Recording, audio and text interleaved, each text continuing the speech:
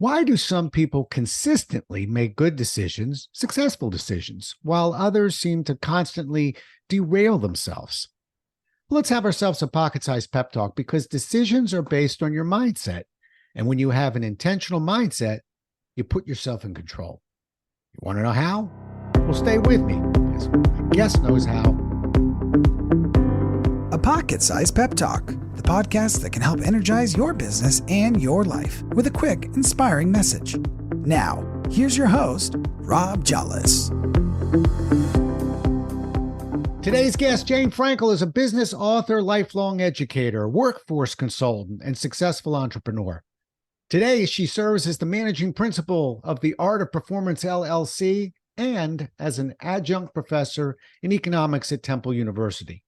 Her new book is The Intentional Mindset, Data, Decisions, and Your Destiny. It was recently published in August, so it's fresh out on the shelves for us. Welcome to the show, Jane. Happy to have you with us. Thank you. I'm glad to be here. Well, it's a pleasure. Glad So to let's chat. dive right in. And I opened the show referring to how your mindset decisions can drive or derail your opportunities for success. And you're not going to get an argument from me there. But most don't plan on letting this happen. It just kind of happens. So let's start with how we determine our mindset. Well, I would say that most people will tell you they know their mindsets. And they can very quickly take a piece of paper and write down.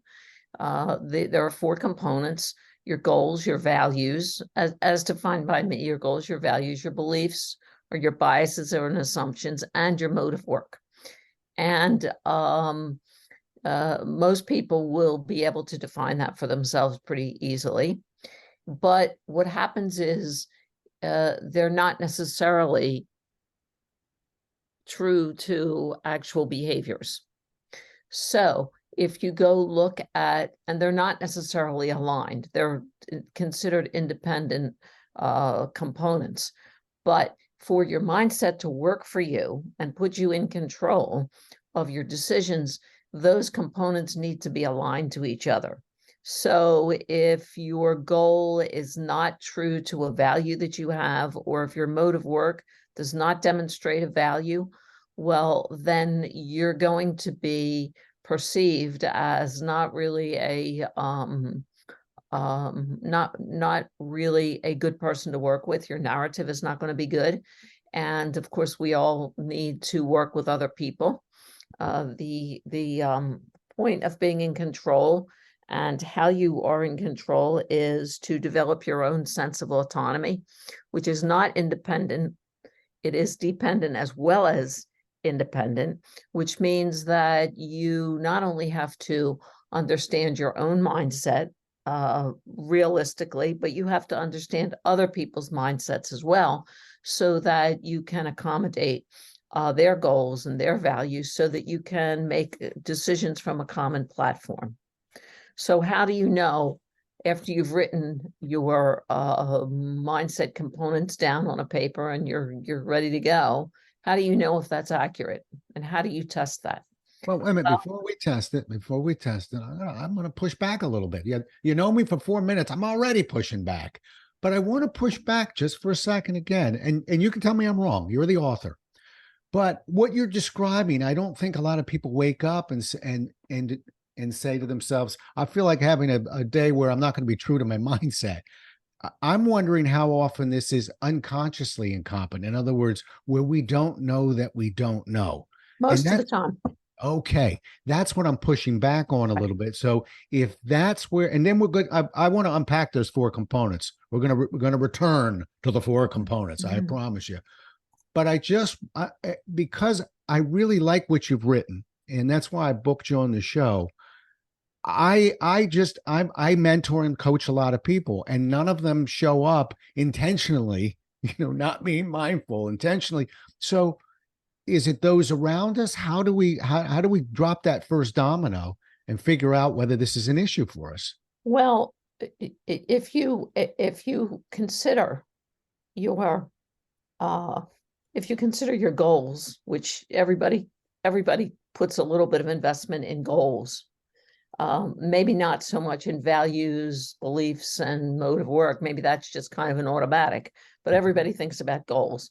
So if you just, and the way you think about goals is to really evaluate what's your invisible capital. Now, your invisible capital are all of the things that you know and can do as assets to your thinking since you were born. Who was your family? Where were you educated? What did you learn? What clubs did you belong to where you developed a set of skills? Do you love baseball or football? Do you love the statistics in it? What are all of the things that make up who was your network of friends? Who were your parents' networks of friends, your brothers, all or sisters? All of those things make up your invisible capital. They also define your interest, what you're good at, your strengths, which then should be actually rolled into your definition of your mindset. So you're not just starting with a clean piece of paper. You're really looking at what is my invisible capital that I don't really think about, but I use all the time. So if you think about that, and then you create a definition of your mindset components from that, then it becomes very clear if you've been accurate, because you can look at a project or the result of some work, and you will say, I don't know where that came from, but I really don't like how that turned out. Well, if you use some of the tools, the analysis tools, which are in the book, and it's nothing really special, just kind of basic stuff that everybody knows is around, like the 5 whys. You know, if you Jane, of course it's special. You wrote it. You're working on this. Well, but one of my goals in this book was to make it accessible, so that you didn't have to go figure out a tool. It was a very simple tool. That's what I'm saying is that Isn't that the art of being a great teacher and a great writer, yes, Jane? Yes, simplifying what other people are trying to say, but we can't figure out. Right. Keep rolling. Yeah. Keep it simple. Mm-hmm. And so as an example, I don't like that result, or I really like that result. If you peel away 5 whys, why did I decide that? What made me decide that before that and before that and before that? You will eventually get back to a value or a goal that's pretty apparent by your behaviors, which may or may not match what you said your mindset was, your goals and your values. So you can also do that analysis with a brainstorming exercise or a mind mapping exercise. And if you do that also with a peer, get a friend to sit with you and say, well, this is what I'm thinking. And the friends, that makes no sense. Go back. That doesn't align. So there are very simple ways to actually analyze and diagnose yourself and your thinking, because if you have a goal that your mode of work does not support, well, then you're not going to get to that goal. For example, I always say it's a very simple example. If you have a goal of accumulating multi-million I want to make $10 million by the time I'm X years old. Yep. Right. By the time I'm 25. But you have a value of personal family time, and you demonstrate that by your mode of work is, I leave work no matter what's going on at 4:30 or 5 o'clock in the afternoon, and I do not think about it until the next day. Chances are that mode of work is not really matching your $25 million by the time you're 25. Yeah. Because we all know that that's just like, that doesn't compute. Yeah, right. It makes sense. And I'm going to throw thoughts at you, and you tell me, Rob, you're going down the wrong path there. But I know as a corporate trainer, one of the first things that we learned was separating goals or tasks from terminal to task, meaning I want to make 25 million by the time I'm 25. Good. That is a terminal goal. That's the end goal. I got it. Where people fall short is they forget that there are task goals involved. So what do I got to do by the end of this year? What have I got to, what are all the small pieces that get me to that big goal? Right. Well, that's a hierarchy of goals. And Okay. it takes persistence, but it also disciplines, that hierarchy disciplines you to be able to stay on track for that longer term goal. The other thing that is really important to recognize about goals is that there are two types of goals. There are performance goals and there are learning goals. If you are constantly going after the performance, like I got to achieve 10 million by this year and 15 by the next year, well, then what is it? What do you need to learn and accumulate in terms of refining your behaviors and your activities to get to those goals? Maybe your goal for this year is to just learn all the moving parts of earning that money. So Right. that's a learning goal. And that is really important to validate to yourself. It's okay if I'm going to learn this year and I'm not going to earn money or whatever. I'm not going to have to win the marathon. I'm going to learn how to participate in a marathon this year. And then maybe next year I can have a goal, or in 2 years I can have a goal of using everything I learned in order to win. Yeah. Yep. Well, you're talking to an ex-marathon runner, so Okay. I'm gonna use it to get myself under 2 hours and 45 minutes, then There you go. 2:30. Mhm. And these are I hear you. And the task objectives are nutrition, training schedules, That's right. etc. I think a That's lot right. of people fall short because they have these very lofty goals. Right. They don't really break them down into and achieve the success that you're talking about right now. Right. And that would be part of your mode of work. Right. Right. Okay. Do you teach So this at school at Temple? yes, I have a workshop that, Hmm. that integrates all of this. I don't teach it as a theory. I teach it as this is how you get work done. These are all the things you think about in order to get work done.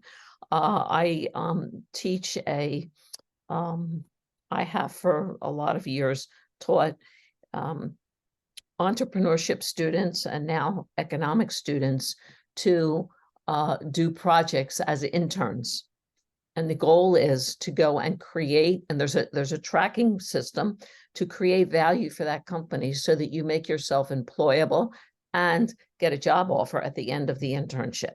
And it's all very structured. And the work that they do for the internship is monitored by this workshop Hmm. so Good. that they learn how to work. Right. Colleges don't teach how to work. People can't, it's a podcast, so you can't see me clapping, everybody, but I'm really clapping at a couple things you said, but one of them, which is, and I'm so glad to hear it, as a guy who's been 14 years now working as a volunteer for people in career transition and struggling, Mm. I'm so happy when I hear of a teacher, a mentor, a person who's working with others, who's not just showing them skills, but how helping them to be employed with these skills. I just think I Right. wish more people would understand that that's the home run that we're looking for. Well, my passion and goal in life is to help people be self-confident so they can be self-sufficient and self-accountable. Okay. Because if you are not autonomous, meaning you know what you can do independently Right. and what you need help with, what you're dependent for, and bring those two things together so that you're in control, Yeah. you need to do that in the knowledge economy. You need to really be able to uh, take care of yourself. Absolutely. Does and maybe it's at the university, maybe it's in your program. It's a term I can't stand, which is soft skills. I actually Oh, talk about them as performance skills, but I don't want to overuse the word performance here, but I just think it demeans the critical nature of those skills. absolutely. Is that something that I would get if I was reading your book? And not necessarily refer to that, but just some of the skills that are required to fit in with a team, to be a part of a group. I call that like that whole concept. I never use that term.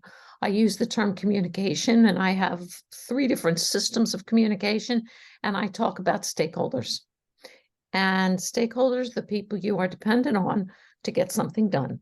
And we're all dependent on other people. I mean, you don't eat your breakfast cereal without, the cereal in the store and who made the milk and whatever. Mhm. So I once you know your own mindset, and once you've defined and refined and are checking in on your own mindset, you then, in order to work with other people, have to understand their mindsets as well. And they're your stakeholders. And I think that takes care of soft skills, because if you're considering other people and what their mindsets are, you're considering what their needs are, what their values are, what their goals are, and how they want to work in conjunction with you, and you can create a common platform for getting something done. Good. Makes sense. But now we're straddling. So now we straddle down this line and we say, okay, I've got my goals, et cetera. I'm going to try and communicate effectively, but I bring in my own biases. I bring in my own baggage, so to speak, beliefs, maybe beliefs that aren't quite lined up. Right. Walk me through that. Again, I don't think we were consciously competent of them or aware of them, but yet they exist. Absolutely. They do. And that's where the data comes in. Mhm. That's where when you can see through analyzing results of a conversation. I mean, you know, when you talk with somebody and you say something that they don't quite agree with, you can see it. If you are, now we go to the concept of being mindful. If you are observant, you can then train yourself to be aware of what other people are thinking or saying. So when that happens, or when something doesn't work out the way you expect it, you can say, well, I believe that person's not competent enough to work on this project with me. That's my assumption, because of something happened in the past, or, you know, I don't like green shirts, so, you know, he's out. So so then you can go and kind of discipline. There's a matter of discipline for yourself. You can go discipline yourself and say, well, what are the facts? What's the foundation for that belief? Why do I believe that about that person? And then there are, you know, innumerable sources of data where you can go actually make a premise and research it. And then you can differentiate your beliefs from your facts. And also, you can have that conversation with your stakeholders, because they will be glad to tell you that that's an assumption. That's not a fact in my mind. Now, maybe their fact is a belief too, but it starts the conversation with what do we agree on here, and what do we not agree on that we have to work on. And there are multiple examples in the book about this. One of them is the Volkswagen partnership with the Republic of China to build out their auto industry, the Chinese. Well, if you can think of two mindsets different than the German mindset of discipline and the Chinese of get in line and, you know, you're told what to do. The man who was in charge of that was just challenged. The Volkswagen manager was just continuously challenged with those differences. And what he did was he found a common thread, which was, we all have the same goal here. We need to enhance the auto industry in China. And now what do we have to do and put aside so that we can continue to work towards that common goal? And it worked. And it was maybe 3 years or so, and the project was a success. But he was a master at mindset, this man. I actually caught that story on 60 Minutes. There was a version of that story. Yeah. And it was fascinating because you got to meet him, and they did a nice job of just showing sort of how these two cultures were sort of banging into each other. He understood mindset. Right. Well, that's a perfect example, actually. Okay. All right. I ruthlessly pulled you away from those 4 components a few minutes ago. Okay. But I want to reinsert now. I want to ease us back into that. You mentioned there are 4 components. I just kind of wanted to ramp up towards it. Talk to me about that a little bit. Okay. So, and this is mindset according to Jane Frankel. You know, I don't think this is written anywhere, Of but course it is. It's written in your book. yes, right, exactly. Okay. So, goals and values are the defining components. They're the first two. And some people begin with their values, what's really important to them, and some people start with their goals. But they really have to be very much aligned so that your goals support what you believe in. The core principles of your life are your goals, and your values support what you want to achieve in life. And that, well, these things can change as you change. They can be very high level and be modified as you go through life, and you change, your situation changes, you know, you live on the other side of the world, whatever, you might have to modify these. So those two pieces are the formative pieces, I call them, and they then set the stage for your beliefs, which are your assumptions, and your mode of work. So if you if one of your values, for example, is friendship and helping people, well, then you probably are going to believe that there's some value. You have a belief that everybody has value, and that you can find that value in order to work with that person effectively. If you believe that certain people who've not been to a high-level university or had no education at all, if you have a belief that they can't participate, well, then that would not be in line with your value of being helpful or extending yourself to finding other people's value, and that everybody has value.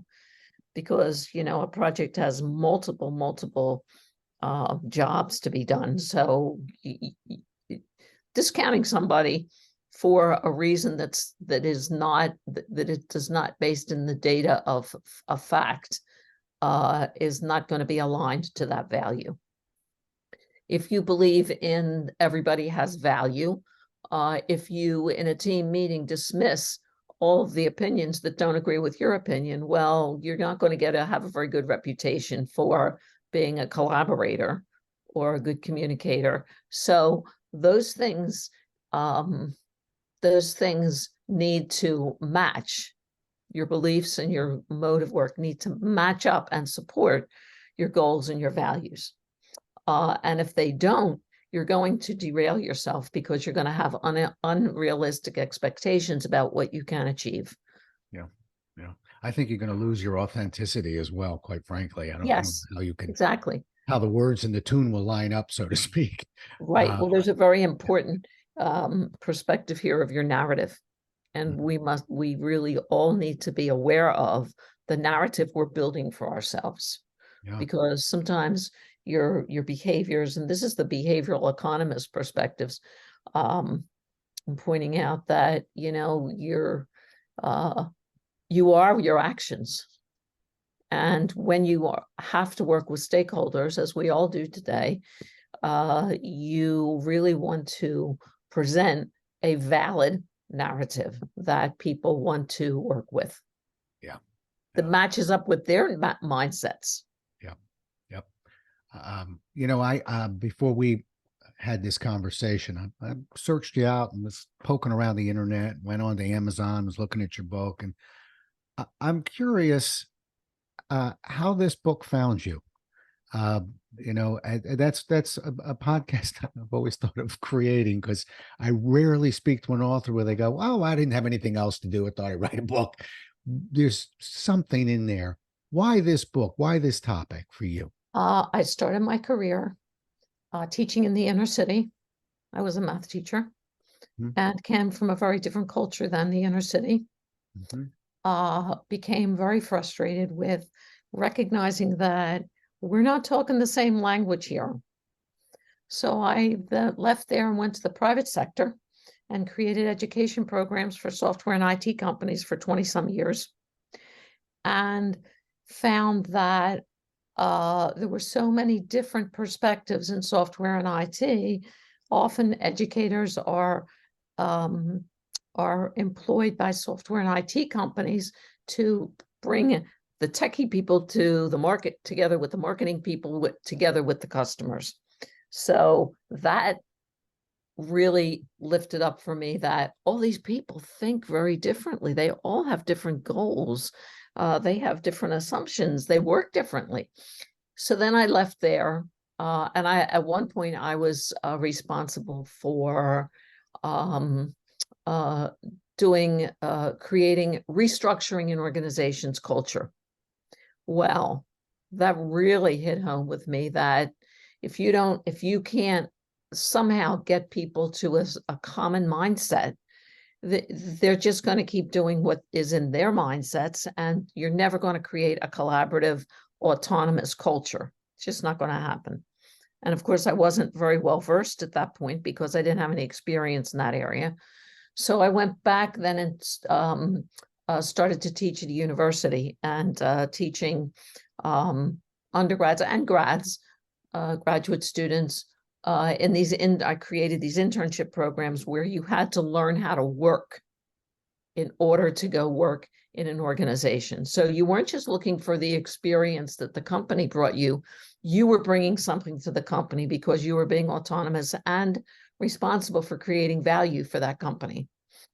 And so after I, worked in all these different capacities, all under the umbrella of education, I thought, people really would benefit very much from being able to be in control and organizing their thinking and knowing what their thinking is, knowing how they're derailing themselves or propelling themselves, and how they can get to that point of being self-confident, self-sufficient, and self-accountable. So I decided to write a book about it. Outstanding. So this is your first book? Yes. Yeah. Outstanding. Well, welcome to the club. Good you. For you. Very exciting. I have a second book planned, which is outlined, but I haven't gotten to it yet. It is what I also recognized with the internship programs was that if you train someone to be autonomous and they go to an organization and expect to work that way in that organization, if there is no infrastructure to allow them to do that within the organization, it's just a matter of frustration for everybody. So the second book is about how do you create an autonomous environment within an organization so that people can really excel and create lots of value for themselves and for the company, the organization. Wow. Watch yourself. You're going to be creating chicken soups for the mindset. You're not careful there. You got a whole bunch of them. I don't have that much energy. Real fast, one of the things I so appreciate, and I've been gone from Xerox for 31 years and worked there for about 10, so it's been a while. But one of the things that so impressed me about that company in the 80s now is the fact that you weren't on the job 4 days before you were in a class. Yeah. Every single employee, every new hire, and every existing employee had gone through it to learn how to interact with others, not the customers yet. No. How to build on something you're hearing, how to seek information, how to brainstorm, how to disagree without attacking, how to support, there was just 9 different interactive skills. I still remember them. And it was brilliant, really, because the company was setting us up to say that, we're going to sell some copiers and printers around here. Don't worry, we'll get there. But first, we're going to make sure that we can, as a unit, and a big unit, work together as effectively as possible. And I always appreciated that. Yes. General Electric is also famous for that. IBM, big companies that have big ones, lots of resources to do that. I always guess. Yeah, you're right. Okay. How about one last question for you?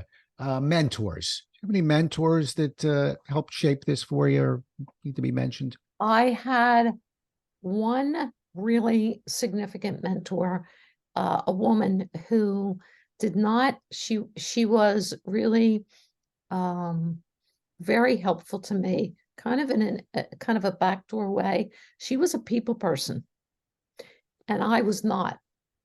I was a skills, let's get this done, type person. And she really introduced me to the concept of collaboration, how you understand other people, how you placate as well as guide and direct. She saw a lot of really tangible business skills in me, and she refined those. She recognized those skills, but helped me to refine them with her people skills, which was really very good. The other thing I always point to as mentors is biographies. I read a lot of biographies and of people who were famous for whatever reason, and their struggles, their challenges, and how they have kind of intuitively overcome them are really very insightful for me. So I read a lot of biographies of people who had total control of their mindsets and went with it. Yeah. I'm actually lately, I've been reading a lot more biographies and nonfiction books because I feel I'm doing double duty. A, I want to be reading, and B, I'd like to learn something while I'm at it. And it is, I wasn't always that way. I mean, I like a good Grisham book like everybody else, don't get me wrong, but that's for the beach. Right. I'm always pleased when I put a book down. I go, wow, that contributed in some way. Well, there's really definitely a balance because, actually those Grisham books, there's so much context in those books that you learn something there too. Yeah. You do. I mean, don't discount that. I don't read enough of them, I think. Thanks. I read too many of them, but I'm just trying to slow down and go more with the biographies. Okay. The book is called The Intentional Mindset, Data, Decisions, and Your Destiny. You can find it on Amazon. I'm assuming now also on any online store. I noticed you have a Kindle copy as well. So we've got that book out there. The publisher? Is it the publisher? You can order publisher, Business Express Press, right? Expert Press, Business Expert Press. Expert Press. There you go. Thanks for cleaning it up for me. Good. All right. How do people get a hold of you, Jane? You can go to my website, artofperformance.net. You can send me an email, which is Jane H. Frankel at artofperformance.net. And that's, I will definitely respond. Good. I love to talk to people, just kind of always learn something from talking to someone who has a dilemma, always. Yeah. And as a new member of the Authors Club, I want to tell you, and I want to remind people that authors love to hear from readers. And and more important than that, we love signing books. I think some people think that they're getting in our way or they're annoying us. It is it's one of the most wonderful things about writing a book is having somebody who's got a copy in their hand walk up and ask to be signed. So I'm speaking for Jane right now. I'm telling you, when you see her, when you've got that book tucked under your arm, don't hesitate. She'll love to sign that book. Absolutely. I love to chat with you too. Yeah. Yes. Always time to talk with people. There you go. Well, then you got to reach out to Jane. And by the way, that last name is spelled Frankel, if I've got it right. That's right. Make sure you got that spelled right.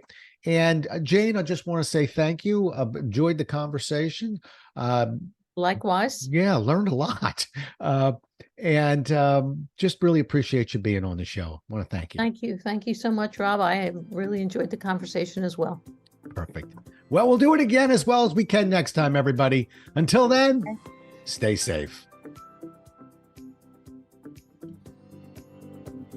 Thanks so much for listening. If you enjoyed today's show, please rate and recommend it on iTunes, Outcast, or wherever you get your podcasts. You can also get more information on this show and Rob at jollis.com.